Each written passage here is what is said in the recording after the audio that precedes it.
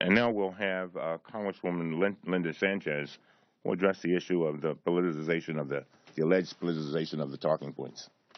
Thank you. Thank you. Good morning. I'm Congresswoman Linda Sánchez. And as my colleagues have stated, we're proud to unveil this new web and compendium to provide answers to key questions surrounding the Benghazi attacks. The amount of time and resources that have been dedicated to answering what happened on the night of the attacks in Benghazi is unprecedented. The Accountability Review Board and 7 different congressional committees have issued 9 separate reports, yet we keep hearing that questions remain. One question that continues to be raised is whether the talking points used by administration officials in the days following the attacks were politicized. Based on the work that has already been done, the simple answer to that question is no. As Representative Schiff indicated in July, the House Permanent Select Committee on Intelligence adopted a report on a bipartisan basis. This report was the result of 2 years of extensive work.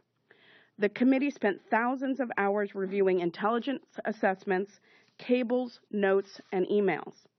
According to the committee's ranking member, Dutch Ruppersberger, this bipartisan report concluded the following, and I'm quoting directly. The process used to develop the talking points was flawed, but the talking points reflected the conflicting intelligence assessments in the days immediately following the crisis.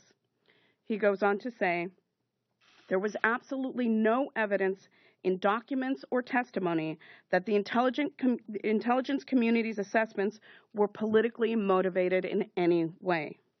In other words, the talking points were developed based on the information available in the hours and days following the attacks. They were not developed to serve a political agenda. We want this database and this compendium to be a resource for Congress and for the American people. And for those of us on the Select Committee, we need to define for Americans what the scope of the Select Committee's investigation will be. Given all the answers that have all the questions that have already been answered, it's incumbent on the Select Committee to explain how they plan to use $3.3 million in taxpayer money, despite all of the reports that have already been generated. To date, this Select Committee has no investigative plan, and we have no idea what we're going to be doing after tomorrow's hearing. This just shows some of the problems with the lack of information or deliberate misinformation that has swirled around the events that happened on that tragic day. But hopefully this compendium and website will show that many of these questions that continue to be raised have in fact been asked and answered.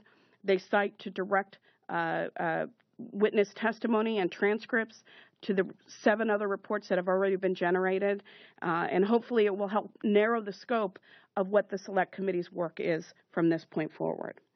Thank you, and now I'd like to return the microphone back to our ranking member, Mr. Cummings. Thank you very much.